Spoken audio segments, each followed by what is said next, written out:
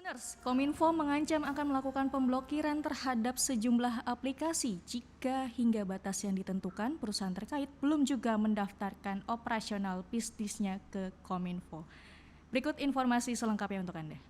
Kementerian Komunikasi dan Informatika kembali mengancam akan melakukan pemblokiran kepada sejumlah aplikasi, diantaranya WhatsApp, Twitter, Google, dan Netflix. Pemblokiran akan dilakukan jika perusahaan teknologi raksasa itu belum juga mendaftarkan operasional bisnisnya ke Kominfo hingga batas 20 Juli 2022. Menteri Kominfo Johnny G. Plate menyampaikan keharusan mendaftarkan operasional bisnis ke Kemenkominfo tidak hanya berlaku bagi pihak swasta saja, tapi juga bagi perusahaan milik BUMN. Ini wujud dari ketaatan atas aturan hukum nasional. Ya, di mana kesempatan berusaha di sektor digital diberikan begitu luas ya, tetapi persyaratan untuk mengikuti peraturan dan pendataan perusahaan di wilayah yurisdiksi nasional harus juga ditaati. Ya, saya tidak memisahkan apakah ini PSE global atau PSE lokal, tapi PSE privat, ya, baik yang swasta murni maupun BUMN harus melakukan pendaftaran. Keharusan mendaftar bagi penyelenggara sistem elektronik atau PSE lingkup privat ini diklaim semata-mata untuk melindungi konsumen. Kominfo menyebut adanya pendaftaran bisa melindungi pengguna dan akan memudahkan jika terjadi masalah dengan masyarakat di kemudian hari. Hingga saat ini terpantau ada sebanyak 5.610 PSE domestik dan 82 PSE asing yang sudah terdaftar di Kominfo, diantaranya adalah Gojek, OVO, TikTok, dan Spotify. Sementara itu, perusahaan seperti WhatsApp, Twitter, Google, dan Netflix belum mendaftarkan bisnisnya ke Kominfo. Tim Liputan Metro TV.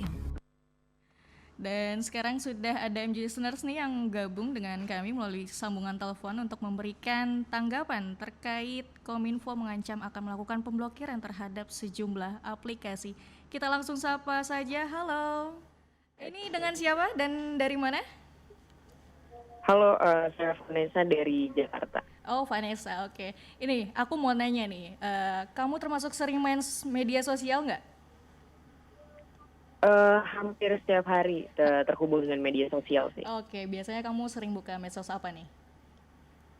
Lebih dominan ke Instagram sebetulnya. Instagram ya. Di Instagram itu kamu hanya posting keseharian kah atau emang kamu juga misalnya kayak online shopping, buka online shopping gitu? Lebih banyak untuk posting ini sih ya, apa yang dikerjakan aja gitu, Apa baik yang di feed dikerjakan? ataupun di IGTV gitu. Oh gitu, oke. Nih kalau dalam sehari nih, kamu Vanessa biasanya bisa berapa jam nih untuk main medsos nih? Tentatif sih Kak ya, jadi kalau misalkan memang di hari itu ada keperluan banget untuk buka medsos ya mungkin bisa 1 jam 15 menit gitu dalam 1 minggu itu. Tapi kalau jarang ya paling di bawah itu sekitar 30 menit gitu. Jadi enggak yang sering-sering banget sebenarnya, tentatif aja waktunya gitu. Oh gitu, berarti nggak terlalu sering ya. Emang kamu kegiatannya sibuknya apa sih? Kuliah, kerja, atau apa? Iya, kebetulan kuliah karena masih jadi mahasiswi juga. Oh masih jadi mahasiswa, oke.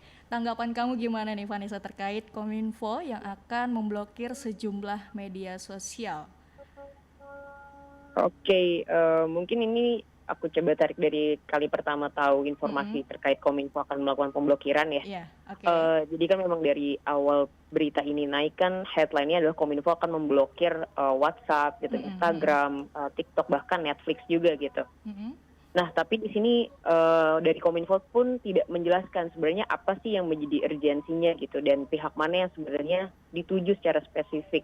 Dan baru-baru ini kan ketika mendekati tanggal 20 sebagai batas akhir untuk PSE mendaftarkan perusahaan-perusahaannya ini, baru ternyata Kominfo mengarah ke pihak penyelenggara sistem elektronik tadi gitu. Dan di satu sisi dengan adanya kebijakan seperti ini sangat disayangkan karena yang pertama adalah nggak dari sebulan yang lalu ya bisa kita bilang cukup mendadak dan bahkan mengagetkan juga gitu.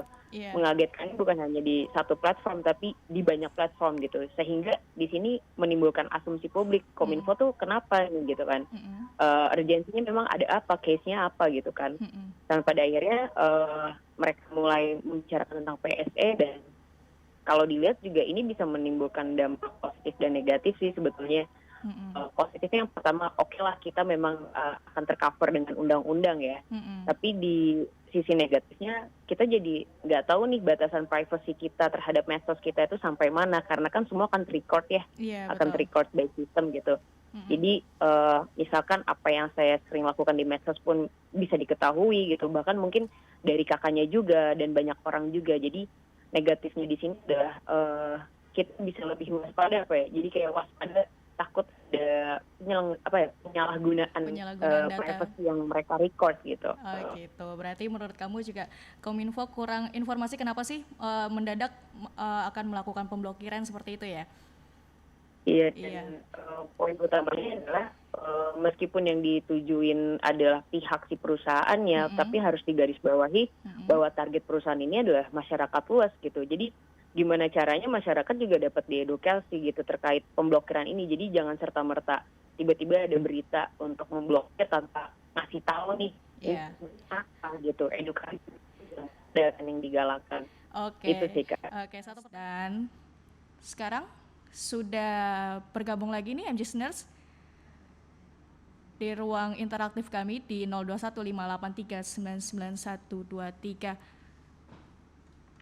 Halo, dengan siapa dan di mana? Halo.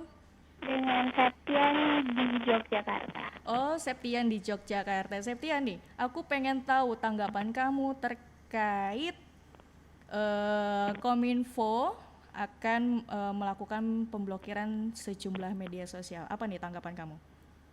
Oke, menurut aku sangat disayangkan sekali ya, karena di media sosial itu banyak banget sih informasi yang positif di-share di sana. Kayak baru-baru ini aku ngikutin Zero Waste Indonesia yang mengkampanyekan gimana caranya satu orang tuh menghasilkan 0 sampah kayak gitu. Dan informasi yang kayak gini tuh menurut aku yang diperlukan masyarakat Indonesia kayak gitu. Dan bisa jadi menjadi perubahan yang lebih positif kayak gitu. Sama, dan gak jarang juga sih di media sosial itu banyak orang yang menjadikan sebagai personal branding ya Kak ya. Personal branding ya kan. Kalau misalnya fotografer, videografer, dan lain sebagainya, yang mereka tuh mengeluarkan karya-karyanya atau kasih lihat nih sama kliennya gimana sih karya yang dibuat kayak gitu. Begitupun dengan dunia bisnis ya, untuk meningkatkan awareness mereka, tentu mereka pilih cara yang paling mudah diakses kayak gitu Kak.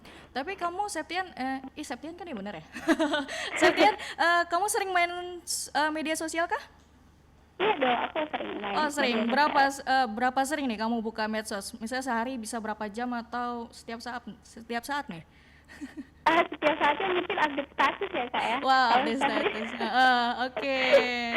Kalau seharinya mungkin 3-5 jam lah ya. Wah cukup panjang ya durasinya ya. Iya. Terus emang kamu juga ini nggak ada online shopping kah, atau emang posting-posting di media sosial tuh kayak semacam ya udah buat keseharian aja atau gimana? Untuk aku sosial media itu ya aku mencoba untuk membangun personal branding aku seperti apa di sosial media aku. Dan aku juga punya satu bisnis yang aku jalan sendiri, bisnis biasa ya Kak, makeup artist. Jadi aku tawarkan karya-karya yang udah pernah aku buat tuh di sosial media gitu. Wah, boleh tuh diinformasikan ke MJ Listeners apa nama Instagram yang bisnis kamu itu? Makeup artist, siapa tahu MJ Listeners ada yang mau menggunakan jasa kamu ataupun sebagainya. Boleh banget, namanya gorgeous.you. Gorgeous.you. Gorgeous.you ya. Oke, tuh MJ Listeners, bagi Anda yang mau menggunakan jasanya Septian, ini berada lokasi di Jogja ya, di Jogja. Tapi kalau misalnya MJ Listeners ada yang mau menghubungi kamu di Jakarta bagaimana nih? Apakah kamu siap untuk go to Jakarta? Boleh aja, asal ada akomodasinya aku. Wah. Baik, terima kasih Septian atas waktunya ya. Salam sehat ya. Sama-sama.